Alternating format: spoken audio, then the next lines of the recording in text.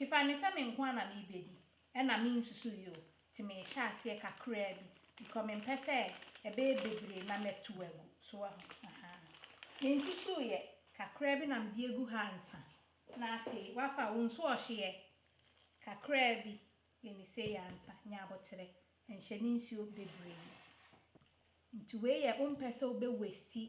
ufufuo no because obo o se me kan wie ye no e do so ma me so ti kama ma so mu hu aha ye ni say ye better tin so be ni bebre na afedie chese wa ni se a do so dodo na watwim kakra bi so aha wa ni say nti we no wastage bia embem ye ni say no watwi ne kama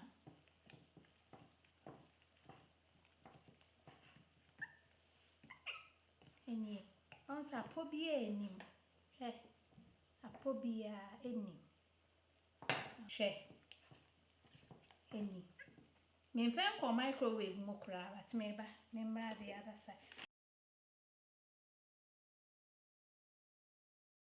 now I ni say so eno no afa na obe pete sha no kama ma so hu nti lamps bia enimo ansa na we dey ahye microwave nti eni o so ayo fufu e kama kama kakra bi umpe bebre nti control no unhia skill na dey aka ba unhu no peche to start with de obehu ne se unhia more flour na dey aka ho na asom na mu esane na no nso e bia fufu no unhia so a healthy fufu nti ka na gina sudi na enye den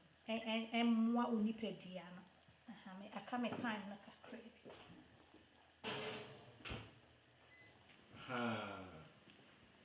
she oat plantain healthy so less starch more fiber kakra bi so ti sane ope ofufu bia no ye ne sama we me yakitue bi na mde egu aduane so na aye wakono keke enti anu ani so aha ya kama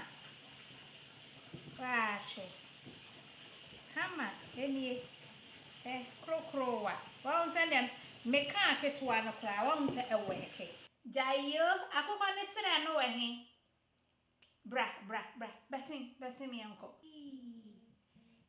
kama mare na konno ekoyie jayo nkruma ne noso ebia wonni nkruma de a me pacho de mfenka ba odidi ana de bia ka rupa ya twie abazo wo mu sei fakakra to ha mame erade wala she ezmana ya konde awala she mesi mo waye